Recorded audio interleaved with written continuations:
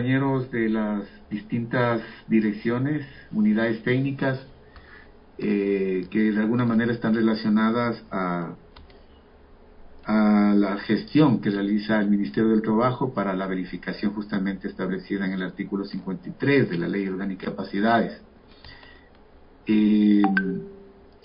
Por favor, compañeros, nos vamos presentando para que también finalmente el presidente de la asociación, mi nombre es Mario, de la Dirección de la Atención Prioritaria.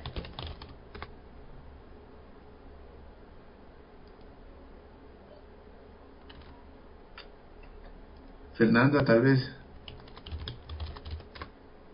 Sí, ¿cómo están? Muy buenos días. Mi nombre es Fernanda López, de la Dirección de Seguridad en el Trabajo y Prevención de Riesgos Laborales.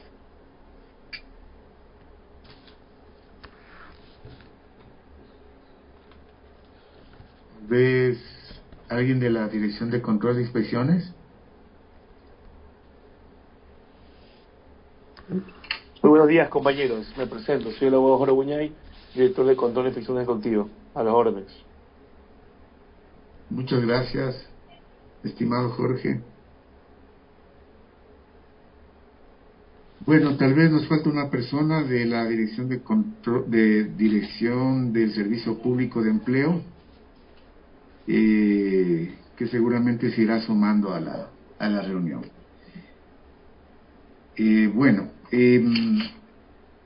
me gustaría de pronto que la compañera Fernanda, por favor, le exponga al señor Fabián justamente lo que efectúa o ejecuta el Ministerio del Trabajo desde la Dirección de Seguridad y Salud, explicando justamente relacionada pues a todos estos aspectos que en el día a día se nos presentan, relacionados al tema de la verificación o inspecciones o denuncias sobre el tema de discapacidades.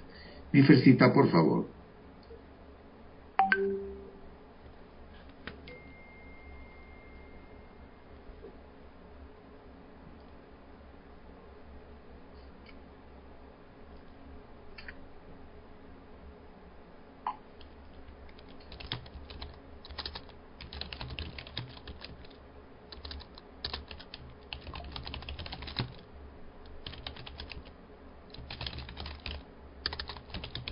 Fer.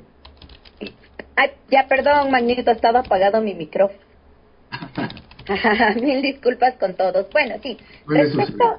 a las verificaciones que se realizan sobre condiciones de trabajo, la Dirección de Seguridad en el Trabajo y Prevención de Riesgos Laborales, a través de todas sus unidades desconcentradas que están en las direcciones regionales, ejecuta inspecciones especializadas. ¿Cuál es el objetivo de de estas inspecciones? Es verificar que se cumpla lo que esté establecido en la normativa legal y, por supuesto, que esté aplicado a los centros de trabajo. Las inspecciones que se realizan tienen un formato único, o sea, un modelo único de inspección, y se verifican las condiciones en todos los puestos de trabajo. No hay una inspección específica, por ejemplo, para personal o grupos de atención prioritaria, ya que se verifica que todos tengan lo que se requiera para que puedan ejecutar efectivamente su trabajo en función a los riesgos a los que están expuestos los trabajadores.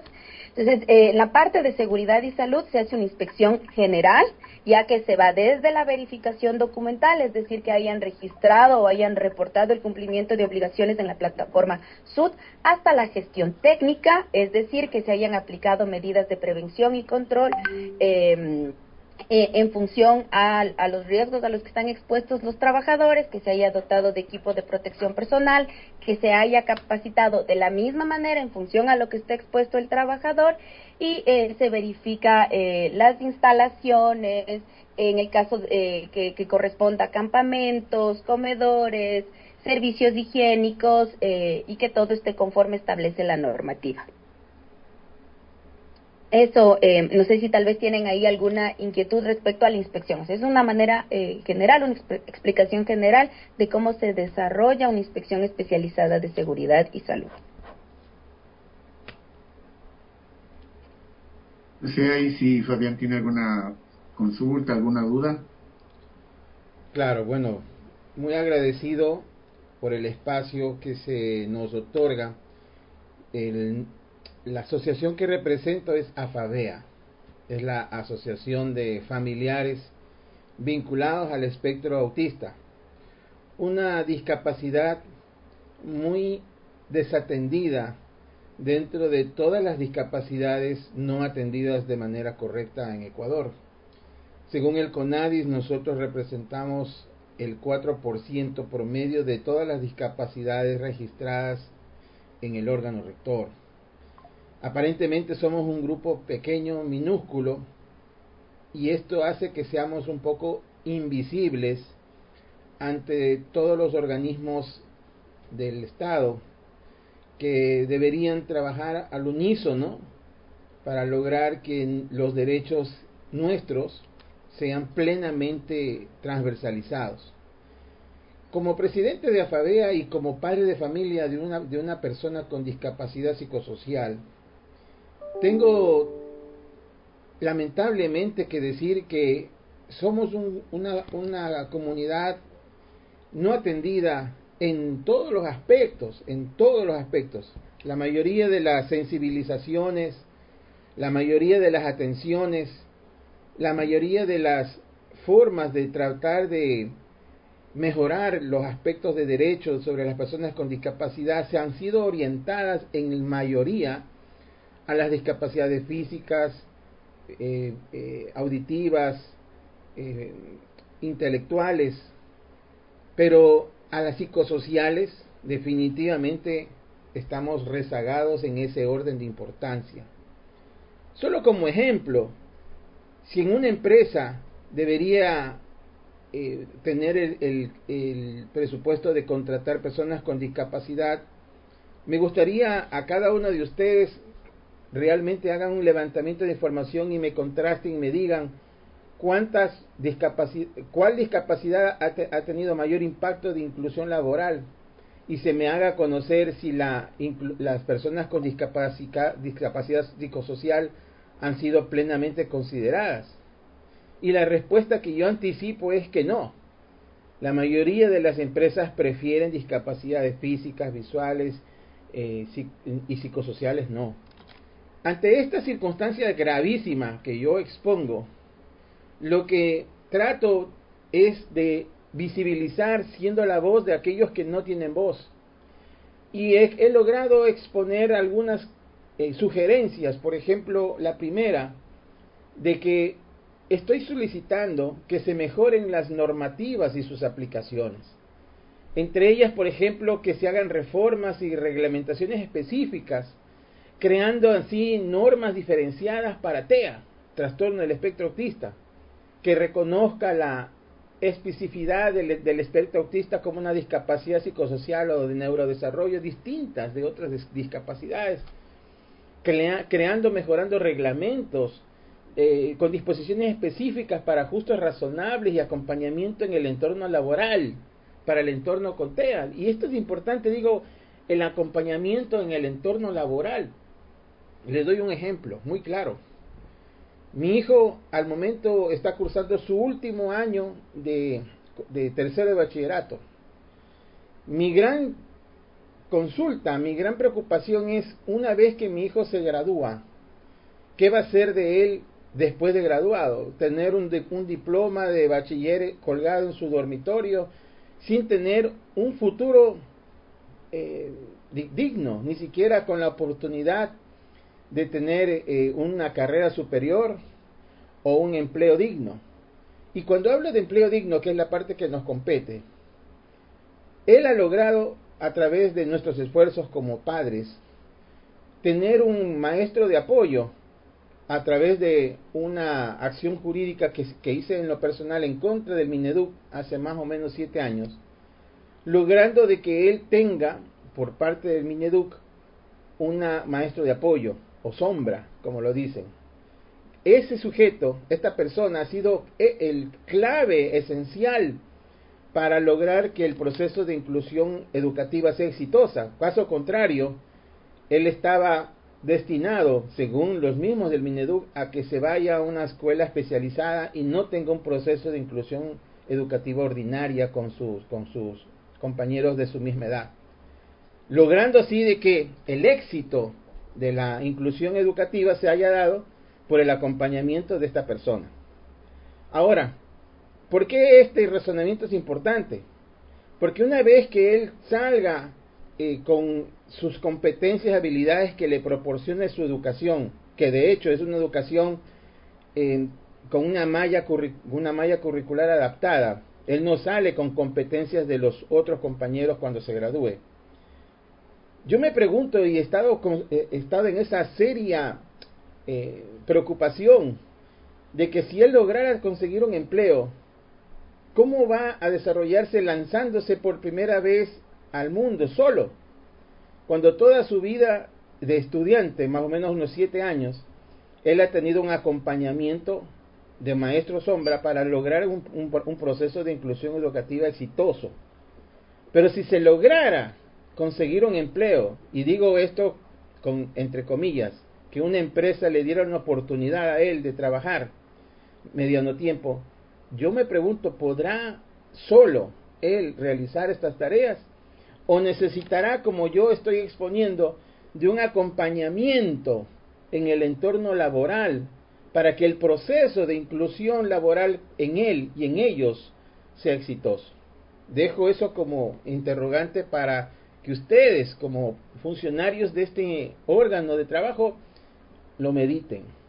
También estoy solicitando fiscalizaciones efectivas, supervisar que ese cumplimiento del 4% de inclusión o laboral obligatoria, según el artículo 42 del Código de Trabajo y de la Ley de Discapacidades, se cumpla, pero que se cumpla no solamente observando que las discapacidades físicas, visuales, entre las otras que he mencionado, estén, sino que realmente ustedes se den cuenta si las discapacidades psicosociales están siendo consideradas, o si existe priorizaciones dejando al último a las personas con discapacidad psicosocial.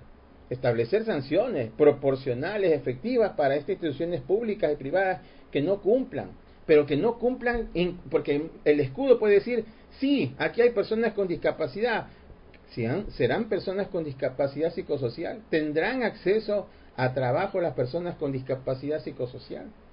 Eso en el punto 1 de mejorar la normativa. He hablado también, he solicitado capacitación, sensibilización empresarial, es decir, que se forme a los empleadores, desarrollando módulos obligatorios de capacitación para el sector privado, público, en donde se genere concienciación sobre el autismo, la neurodiversidad, sobre las buenas prácticas de inclusión laboral, sobre comunicación efectiva para las personas con TEA. Eso no he visto que el Ministerio de Trabajo lo esté liderando. Incentivar espacios laborables amigables, creando un sello de empresa inclusiva con TEA, que reconozca a los empleadores con buenas prácticas en sus contrataciones, en su accesibilidad, en el respeto. Esto tampoco lo he visto por parte del Ministerio de Trabajo. Tercer punto dentro de los ejes de trabajo que yo represento son fortalecer políticas públicas activas, es decir, programas de intermediación laboral especializados, implementando unidades especializadas en autismo y en discapacidad psicosocial dentro de la red socioempleo o del Ministerio de Trabajo, formar técnicos laborales especializados en apoyar procesos de inserción laboral con acompañamiento post-contratación. No veo, pero sugiero que ustedes lo comiencen a realizar. Incentivos económicos, descuentos tributarios, beneficios económicos mayores a empleadores que contraten a personas con TEA, porque las demás discapacidades, aunque son importantes, yo no veo que sean mayormente afectadas en este aspecto. Los TEA sí. Financiamiento de adecuaciones en el lugar de trabajo, ambiente sensorial, lenguaje visual, entre otras. El cuarto eje que les propongo son articulaciones interinstitucionales. Trabajar en conjunto con el Ministerio de Educación, con la CENESID. ¿Para qué? Para lograr una transición de estudiantes con TEA hacia la vida laboral. Hablar con CONADIS para que se actualice el registro de datos sobre necesidades laborales de personas con autismo. Coordinar con el MIES con el Ministerio de Salud Pública para hacer un acompañamiento psicosocial y terapéutico en los ambientes laborales. Como quinto eje, monitoreo y participación ciudadana. Nosotros, como asociaciones y con el derecho de participación ciudadana, podríamos ir al Consejo de Participación y crear observatorios de inclusión laboral para personas con discapacidad, con participación activa de familiares, de organizaciones como la nuestra, como AFAVEA, y personas con discapacidad. Publicar informes anuales, inclusiones laborales desagregados de todo tipo de discapacidad para ver cómo se está dando este tipo de participación, de inclusión laboral. Como otro punto, campañas y cultura de inclusión, es decir, difundir campañas nacionales de concienciación sobre la capacidad laboral de las personas TEA y neurodivergentes, integrar testimonios reales, como ejemplo, nuestros hijos que pudieran ser empleables en el futuro. Yo esperaría que mi hijo David Muñoz logre tener un empleo y ser un testimonio real de lo que en conjunto se puede lograr con las distintas instituciones del Estado. Me gustaría que sea un ejemplo emblemático y que ustedes dijeran, vamos a tomar el caso del señor Fabián Muñoz de AFAVEA y a su hijo David Muñoz para tomarlo como un estandarte representativo de lo que podemos hacer en conjunto a favor de los grupos vulnerables con TEA, que se demuestren casos con éxito, que se demuestren procesos de inclusión, que sean beneficiosos para todos. Eso sería como mis argumentaciones iniciales y mis aspiraciones en derecho para poder crear en nuestros hijos un futuro digno que a la presente fecha no está visible y que nos preocupa ampliamente el futuro de nuestros representados. Muchas gracias, estimado Fabián. Muy válidas sus inquietudes, sus necesidades. Estamos acá prestos justamente a la escucha. Muchos temas ha abordado, entre ellos educación, incentivos tributarios, que como usted comprenderá son temas que existen carteras de Estado que justamente manejan esos temas específicos. Nosotros acá, como Ministerio del Trabajo, pues también tenemos nuestras competencias. Es muy interesante escuchar tantas situaciones que se presentan en torno a las personas con diagnóstico de autismo, y las necesidades que se requieren son muchas. En el tema de inclusión laboral, y nosotros como grupos de atención prioritaria y personas en condiciones de vulnerabilidad, recibimos muchos requerimientos, no solo de personas con discapacidad, sino de pueblos y nacionalidades. Dentro de los pueblos hay 23 pueblos, de personas LGBTI, dentro de los grupos en este caso de personas con discapacidad. Igual se demanda en muchas situaciones por cada tipo de discapacidad, que sería y es bueno, es un camino a seguir construyendo, justamente por satisfacer las necesidades de la población con discapacidad, sin discapacidad. Sería genial tener una sociedad totalmente inclusiva y que satisfaga las necesidades de los jóvenes también, que buscan empleo y que no lo encuentran, profesionales dedicados a otras actividades. Y bueno, es una situación que nos atañe a todos, ¿no? Y en especial también al sector empleador, porque es quien genera el empleo, ¿no? Las vacantes son la base justamente las vacantes disponibles son la base justamente para generar el empleo. Hay muchos aspectos muy técnicos que se desconocen. Ustedes, que mejor como representantes de las personas con autismo, conocen muchas situaciones y temas, como lo digo, muy técnicos, muchas necesidades que deberían ser conocidas por la sociedad, por las autoridades, y debería ser, ser los motivadores y los generadores de justamente de la incorporación de normativas que de pronto puedan ir justamente equiparando las oportunidades. Es verdad, en el tema de inclusión laboral se nota un comportamiento que más incluye a las personas con discapacidad física, luego seguidas de las personas con discapacidad auditiva, visual, intelectual y bueno, en ese orden. Bueno, también notamos que esto también responde a una proporcionalidad del número de personas que están, digamos, calificadas en el Registro Nacional de Discapacidades, es decir, hay más personas con discapacidad física calificadas y así es la proporcionalidad de la calificación.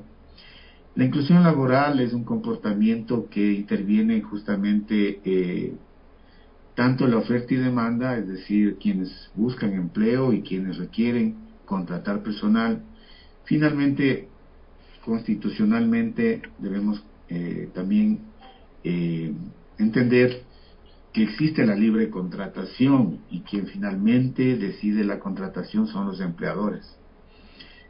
En estos procesos de selección justamente también son procesos distintos y propuestos desde cada empresa, ¿no? Ahí no se puede, digamos, o no se estima, digamos, una situación de que se puede intervenir en estos procesos que son directamente manejados desde el sector empleador.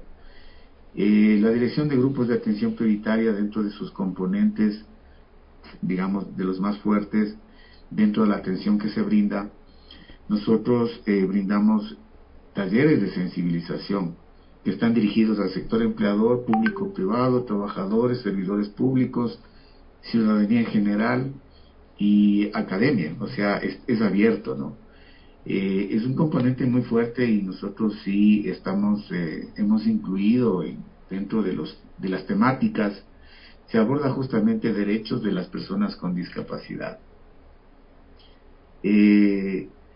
La verificación de inspecciones es una verificación que se lo hace en función a la normativa existente. Acá ya el compañero de la Dirección de Control e Inspecciones podrá comentarle cómo es el proceso de verificación de la contratación de personas con discapacidad. Si por favor nos ayudan con su intervención, por favor.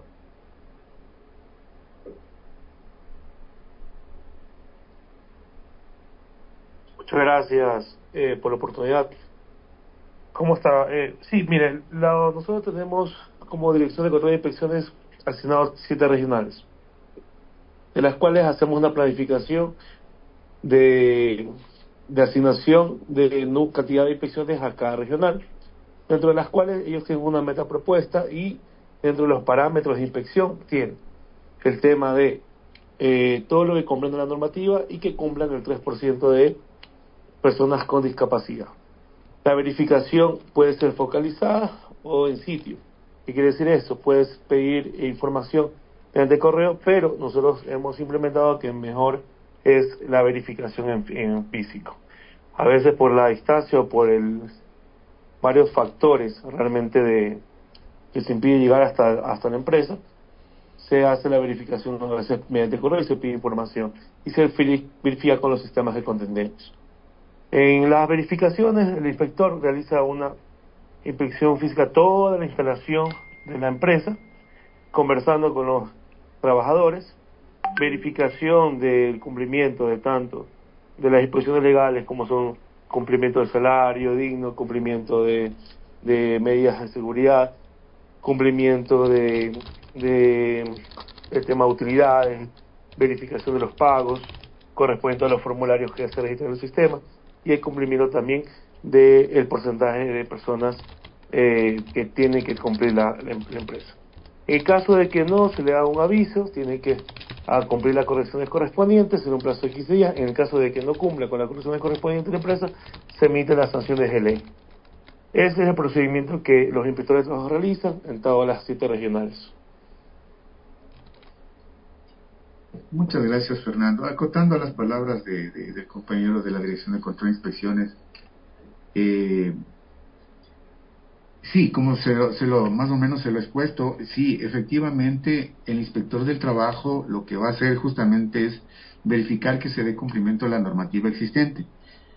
Él no interviene en el tema de la contratación. Lo que él hace es la verificación de que se cumpla el 4% de contratación de personas con discapacidad. Es decir, si él solicita la nómina del empleador y el empleador tiene 100 trabajadores y el 4% son 4 personas con discapacidad, él lo que va a pedir son los contratos y una constancia de que existen 4 personas con discapacidad. Entonces él no va a hacer una distinción por tipos de discapacidad, porque primero es una generalidad, ¿no?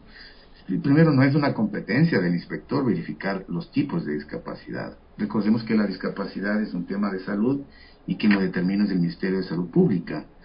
Entonces, sí es verdad que existe brechas entre un tipo y otro de discapacidad en la contratación, pero como esto indico, responde a la libre contratación que tiene el empleador.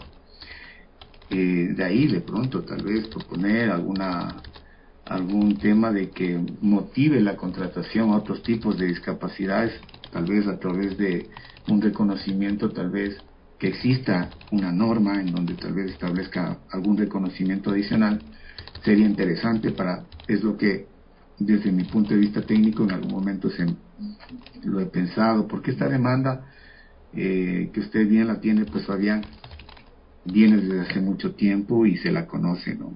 Desde el 2006 que prácticamente se publicó en el Código del Trabajo la contratación de personas con discapacidad en nuestro país. Entonces, es importante que quede, digamos, claro el proceso de la inspección. El Ministerio del Trabajo viene haciendo periódicamente y frecuentemente las inspecciones y bajo una planificación anual. Es decir, toda la fuerza de inspectores está abocado a ejecutar un número de inspecciones que ya está determinado de manera anual. Todos los años hay esta planificación, hay esta verificación. Se lo hace constante y permanentemente. Obviamente es uno de los de las gestiones fuertes que realiza el Ministerio del Trabajo. Como decía la compañera, reforzando en cambio el tema de las condiciones de trabajo, la compañera de Seguridad y Salud bien lo había dicho, tienen ellos un formulario muy completo en donde se verifica absolutamente todo en el puesto de trabajo y en su entorno para que las condiciones sean las adecuadas y bajo normativa internacional incluso, que ha sido estandarizada acá en el país y que obviamente cubre también los aspectos de discapacidades. Es decir, no es tan completa la ficha que en algún momento le podríamos hacer llegar para que usted la conozca, en donde sí se abordan todos estos aspectos, en donde tiene que cumplirse y cumplirlo el empleador, ¿no? He intervenido en estos aspectos. Quisiera darle la palabra a la compañera Anabel, que se ha sumado a la reunión y que está delegada de parte de la Dirección de Servicio Público de Empleo. Por favor, Anabelita. Buenos días con todos. Acotando un poquito a lo que Magnito mencionaba, nosotros como Dirección de Servicio Público de Empleo, nuestra misión es unir, ¿no? o permitir que tanto la demanda como la oferta laboral puedan encontrarse de una manera más ágil. En cuanto a los procesos de selección que se manejan a través de nuestra plataforma, nosotros, respetando obviamente el criterio de la empresa, nosotros realizamos la vinculación de hojas de vida acorde a los perfiles que nos solicitan. Nosotros, bajo ningún concepto, podemos realizar ningún tipo de discriminación en la vinculación de las hojas de vida. Ya, entonces en cada proceso nosotros buscamos los candidatos acorde al perfil y vinculamos a la oferta laboral. Ya de ahí, finalmente el empleador es quien tiene, por decirlo de alguna manera, la última palabra para tomar la decisión de a qué persona contratar.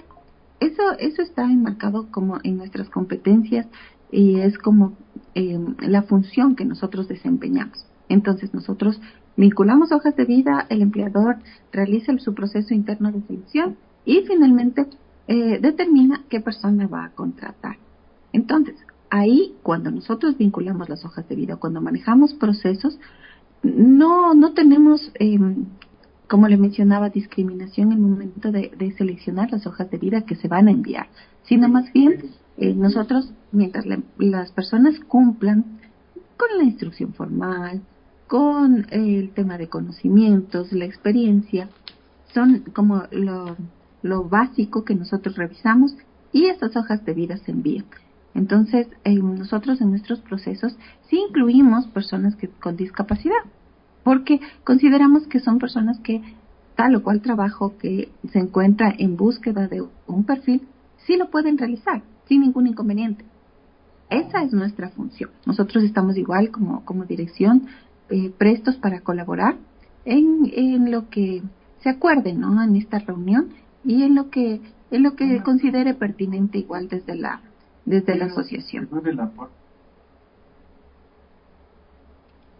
Me sugeriría que me den el uso de la palabra. Siga, por favor. Muy amable, muchas gracias. Y pido el uso de la palabra porque de las dos exposiciones que ha hecho tanto Jorge como Anabel, quiero resaltar ciertos detalles. Uno de los que más me impacta es hablar de las normativas actuales existentes que ustedes tienen, y otra en donde ustedes hacen referencia de que hacen todo lo que en el marco de la ley y competencia ustedes pueden. En base a eso, yo quiero solamente apuntar a los hechos. Todos ustedes pueden argumentar de que están haciendo todo lo que la ley y el marco normativo les faculta. Vámonos a los hechos, que a mí eso es lo único que yo puedo catalogar como resultado. Los hechos es de que las empresas públicas y privadas optan por todas las discapacidades anteriormente descritas y no tienen ninguna orientación, ni flexibilización, ni motivación para orientar su inclinación laboral hacia las personas con TEA. Por tanto, existe, sí, un hecho real, una discriminación laboral para las personas con el espectro autista. ¿Cómo podemos mejorar ese tema? ¿Cómo lo podemos hacer? Aquí es donde yo quiero plantear reformas, plantear interpretaciones a la normativa de manera diferenciada. ¿Qué se puede hacer? Promover una reforma a la reglamentación de la Ley Orgánica de Discapacidades o al acuerdo ministerial del Ministerio de Trabajo para que se priorice o se incentive la inclusión de personas con discapacidad psicosocial o neurodivergentes, TEA. La justificación de esta acción es justamente que las personas con el trastorno del espectro autista enfrentan barreras distintas y mucho más complejas que los de otros grupos vulnerables, como la interacción social, el entorno sensorial, la rigidez estructural de los empleos tradicionales. Otra estrategia es crear políticas públicas específicas para TEA, es decir, diseñar una política nacional de empleo para personas con autismo que incluya protocolos de adaptación, procesos de capacitación para empleadores, seguimiento de empleo de apoyo, acompañamiento laboral. Son las acciones que se deberían hacer. ¿Por qué? ¿Cómo justificamos?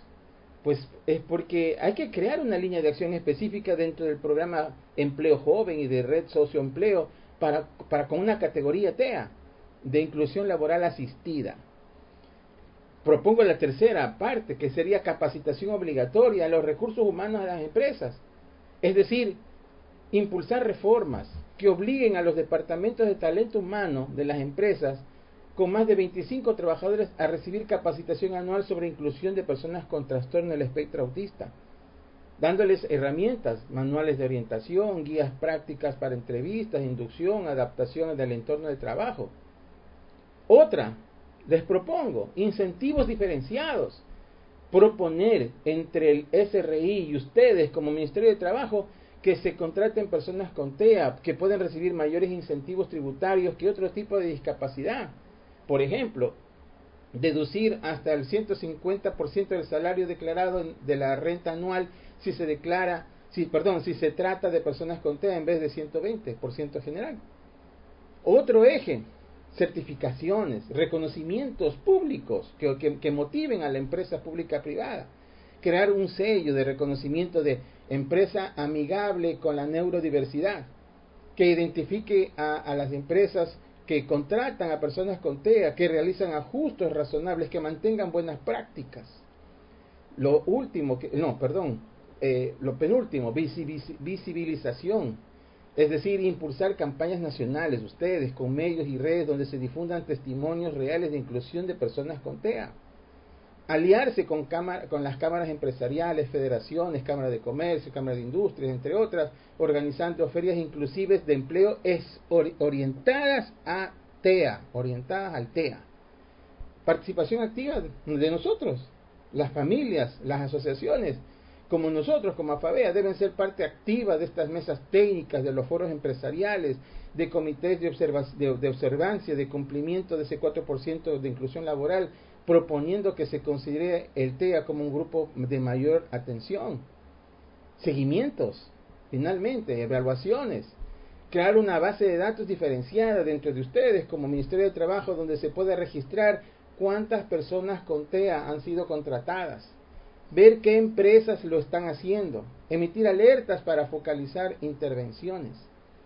Esas son sugerencias que yo les hago, porque ante la situación evidente de que ustedes manifiestan de que hay normas existentes, de que están haciendo todo lo que el marco de la ley les faculta, si caminamos con ese mismo ánimo e ímpetu, no vamos a obtener resultados distintos. Seguiremos siendo un grupo menos atendido.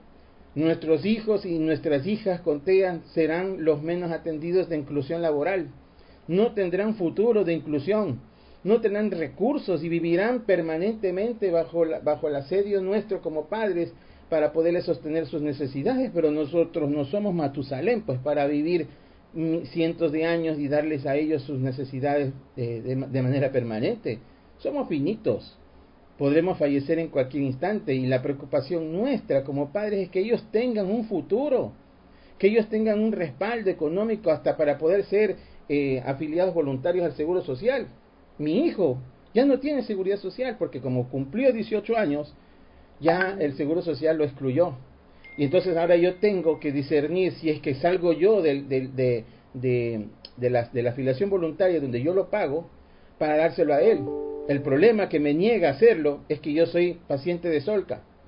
Y si yo salgo del Seguro Social, ya pierdo las atenciones en Solca. Y no puedo dejar de tener atención en Solca porque yo dependo mi vida, mi salud depende de estar atendido para poder asistir a mi hijo. Entonces, es un dilema que tenemos aquí en muchas familias en el tema de seguridad social, pero para poder satisfacer la seguridad social hay que tener recursos, y para tener recursos hay que tener trabajo. Y mi hijo en sus condiciones no los tiene. Y me preocupa, como digo y insisto, él se gradúa el próximo año, febrero, ¿y de qué me va a servir un diploma colgado en la pared como bachiller si no va a tener una inclusión laboral? Hasta aquí mi segunda intervención.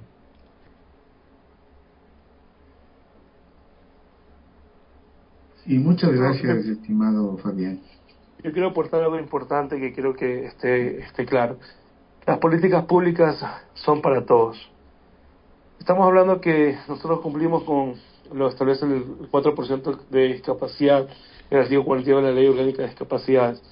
Pero nosotros como ministerio tenemos que dar disposiciones generales para todo el grupo de personas con discapacidad, no solamente enfocado a un solo grupo. Yo entiendo los comentarios y hemos escuchado, creo, con una forma muy respetuosa y muy importante su aportación, pero el establecer políticas públicas como gobierno no podemos dar preferencias. Lo que se podría hacer es hacer campañas de inclusión con las entidades, con las empresas privadas, pero también tenemos un principio de libre contratación. En caso de poner una política pública enfocada a un solo grupo, estaremos yendo con esos principios. Yo creo que la propuesta sería mejor enfocarnos en dinamizar, proponer, focalizar e impulsar el tema de la contratación con personas con discapacidad. Ese aporte yo creo que fue importante de grupos prioritarios. Me gustaría escuchar más o menos cuál es su opinión sobre el tema. Claro, gracias Jorge por su acotación. Mire, estamos como asociación completamente de acuerdo que las políticas públicas deben ser universales, inclusivas y no discriminatorias. Sin embargo, dentro de ese marco también es deber del Estado aplicar el principio de equidad, que no es tratar a todos igual, sino atender con mayor profundidad a quienes enfrentan mayores barreras. Las personas con autismo, especialmente las del espectro de autistas, son más afectadas. Tienen desafíos únicos que no se resuelven con políticas generalizadas. Por eso propongo una línea específica dentro de la política general, no para excluir a otros grupos, sino para garantizar que este grupo históricamente invisibilizado tenga una oportunidad real y digna de una inclusión laboral.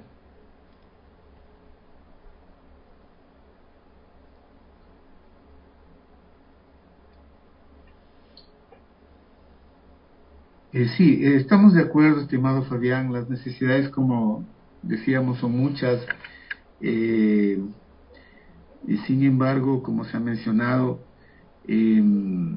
hay muchas necesidades desde muchos grupos. Acá nos han pedido una cuota de inclusión laboral, como le he indicado, pueblos y nacionalidades, otros tipos de discapacidad. Han venido representantes de los otros tipos de discapacidad, se han acercado de las personas LGBTI también. Entonces, sí, como digo, las necesidades son muchas, pero sin embargo, claro, sí, ahí lo que hemos tenido un poco ya de experiencia es que las organizaciones de la sociedad civil, históricamente y también por su activismo, ha permitido a que se desarrollen políticas públicas que justamente de manera equilibrada y con aportes muy técnicos, porque claro, nosotros como Ministerio del Trabajo no estamos especializados en discapacidades, ¿no? ¿Quién mejor los familiares, las personas que tienen en su entorno familiar personas con discapacidad o las mismas personas con discapacidad? Es así que justamente el tema del 4% fue gracias a la lucha de las asociaciones de personas con discapacidad. Entonces, siempre será, digamos, el mejor aporte desde la vivencia del día a día, ¿no? Y desde esos conocimientos tan técnicos. Por eso es que las organizaciones de la sociedad civil han logrado justamente desarrollando normativa que obviamente al órgano rector, que es la Asamblea Nacional, es la que recepta propuestas y que estas son analizadas bajo las comisiones que estarían encargadas, ¿no? Entonces, es así como el proceso, digamos, de legislación se ha ido desarrollando en el país, ¿no? Incentivos tributarios, como ya lo decíamos, esto lo maneja directamente el SRI, temas de salud y así, ¿no? Cada cartera de Estado pues es la que, digamos, bajo sus competencias puede aportar, pero siempre tiene que haber el acompañamiento de los expertos, que en este caso son pues ustedes, ¿no? Que nos pueden dar luces y propuestas. Como yo le decía, Fabián, por ejemplo, en otros países, si queremos, digamos, o han buscado justamente reducir brechas, ¿no? Brechas entre, en este caso, que nos llama el tema de los tipos de discapacidad, pues sí, o sea, lo ideal es promover y motivar cómo de una manera sin afectar a los otros grupos, cómo podemos equiparar justamente la contratación de estos tipos de discapacidad que se encuentran en mínima contratación. Y obviamente tiene que existir algún mecanismo que motive esa contratación, ¿no? Entonces, qué sé yo, me parece que en un país europeo, si no me falla la memoria, Alemania, por ejemplo, reconoce si es que se contrata a alguien con discapacidad intelectual, es como un porcentaje mayor. Puede ser por ahí la vía, digamos, del desarrollo de alguna política pública, ¿no? Que motive, digamos, y claro, bajo siempre este marco del respeto a la libre contratación, porque eso es un tema constitucional.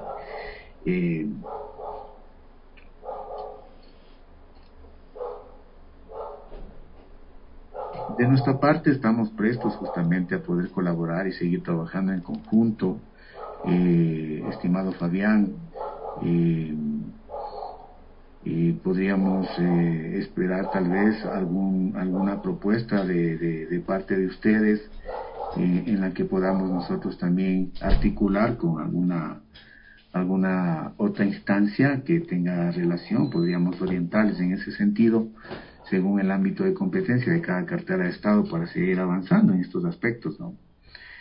Y todo siempre, usted sabe, también se necesita el apoyo económico de un sistema financiero muy fortalecido, ¿no?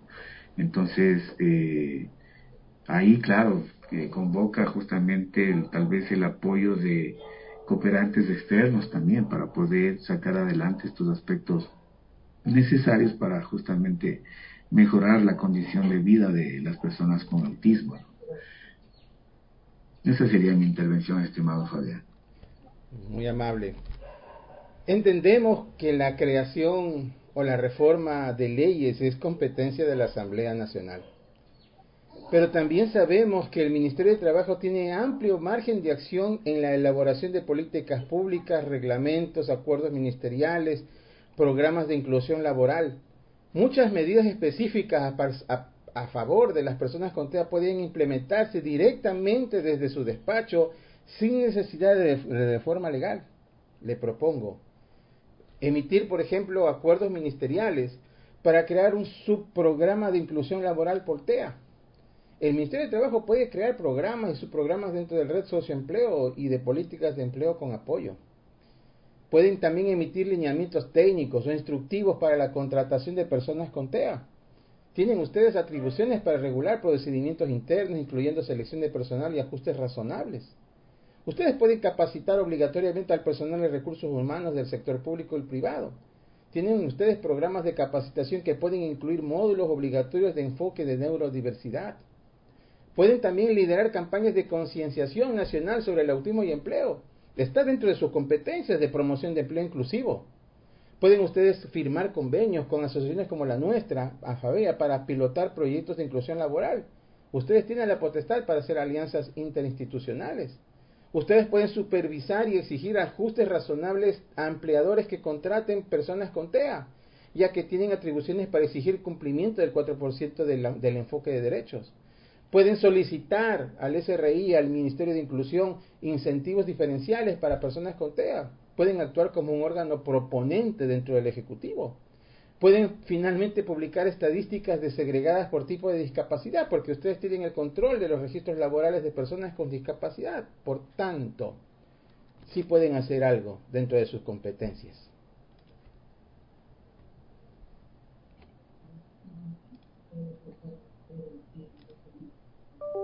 Estimado Fabián, muchas gracias por su intervención. O sea, sí, estamos prestos, como digo, necesitamos de los expertos. Y bueno, lo que también se reitera, como lo dijo el compañero director de la Dirección de Control de Inspecciones, que es un profesional del derecho,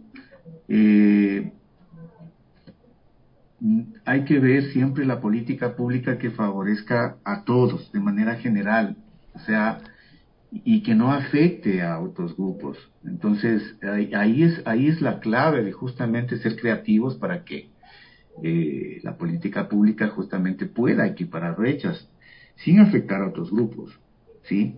Eso, estimado Fabián, hay que tenerlo muy claro, porque, como digo, en el día a día acá recibimos muchas necesidades de muchos grupos poblacionales. En algún momento yo recordaré que pueblos y nacionalidades, con el afán también de conocer su inclusión laboral, de que sean también favorecidos en su contratación. Solicitaron en su momento a la autoridad que se hagan contratos específicos donde se pueda colocar un ítem donde diga a qué pueblo pertenece el trabajador. Entonces se evaluó toda la normativa internacional y nacional y se determinó que no se puede, no es lo recomendable justamente hacer estas diferenciaciones, porque se estaría discriminando a otros grupos. Entonces, esa parte yo quisiera que, estimado Fabián, nos comprenda y seamos, digamos, bastante también asertivos en el sentido de que hay que ser muy creativos justamente en la política pública y ver de qué manera se pueden reducir brechas, porque también el género femenino demanda de brechas en este momento, justamente reducir sus brechas en cuanto a la contratación, por ejemplo, de mujeres en cargos directivos y demás. Entonces yo le comparto esto desde nuestro día a día para que comprenda la magnitud de las necesidades que existen, ¿no? Yo le comprendo y le hablo como jurista en derechos humanos. El principio de equidad es la clave jurídica y ética para justificar un tratamiento diferenciado y especializado a favor de las personas con trastorno del espectro autista dentro de las políticas públicas sin caer en privilegios ni exclusiones de otros grupos. Es un principio fundamental del derecho, de la política pública, el de la equidad, que significa tratar de manera diferenciada a quienes tienen desventajas o necesidades distintas para alcanzar resultados justos y efectivos. Ojo, que equidad no es dar lo mismo a todos, sino dar a cada uno lo que necesita para tener las oportunidades reales. El TEA no es una discapacidad más, es una condición del neurodesarrollo que genera, como les he explicado, barreras múltiples en comunicación social, adaptación del entorno, procesamiento sensorial, lenguaje, que requiere ajustes razonables muy diferenciados a los de una persona con una discapacidad física, sensorial u otras. Las políticas generales no han demostrado los resultados a favor de las personas con TEA. A partir de existir un marco legal de inclusión general, la tasa real de inclusión laboral de personas con TEA en Ecuador es extremadamente baja, bajísima. Demuéstrenme lo contrario.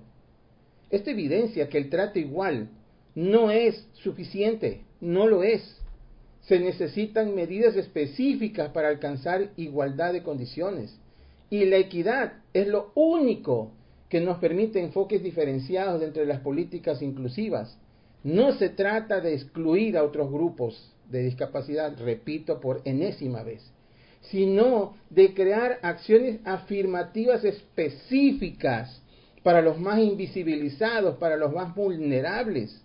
Así como hay políticas diferenciadas para los pueblos indígenas, personas en situación de movilidad humana, mujeres en víctimas de violencia, también se puede hacer y se debe hacer políticas especializadas, orientadas a las personas con TEA.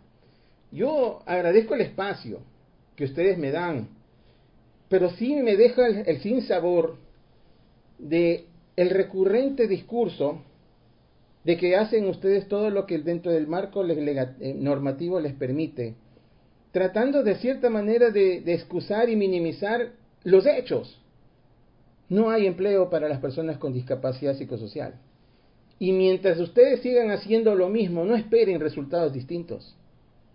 Durante años seguiremos manteniendo, si ustedes se mantienen en esa misma línea, los mismos resultados. Veré con tristeza a mi hijo sin tener empleo. Veré con tristeza a muchos como mi hijo a no tener un futuro digno, porque no son capaces ustedes de equilibrar, como usted decía, de buscar la manera, y esa manera más clara que les estoy diciendo dentro del ámbito del derecho, es aplicar el principio de equidad que no quieren ustedes abrazarlo, considerarlo, porque creen que están vulnerando a otros, cuando realmente los únicos desfavorecidos que han sido por años han sido nuestros hijos, han sido las personas con TEA, han sido las personas que tienen esta discapacidad, que tienen más complejidad de tener una vida digna, en todos los ámbitos, en este caso hoy hablando de la inclusión laboral. Yo espero lograr en ustedes no solamente el tiempo que se han dado hoy, 18 de junio, para conversar conmigo a lo largo de estos 57 minutos. Yo lo que esperaría, porque nosotros como asociación no nos conformamos con un tiempo muerto de diálogo, que ya lo he tenido. Estimado Fabián, perdóneme que le interrumpa, lo que pasa es que tenemos una reunión a las 10 de la mañana y perdóneme, la verdad es un espacio que he logrado conseguirlo porque también hay que considerar las agendas de las demás áreas. Perdóneme, a ver si es que por favor nosotros a lo interno, si por llamada telefónica o tal vez por correo electrónico, seguimos en contacto. Ruego por favor su comprensión y mil disculpas. Muy amable y espero lograr resultados favorables. Muchas gracias por su tiempo. Estimado Fabián, gracias. No, gracias compañeros. Seguiremos en contacto con la asociación y con ustedes de caso. Gracias. Muchas gracias. Buen día. Gracias.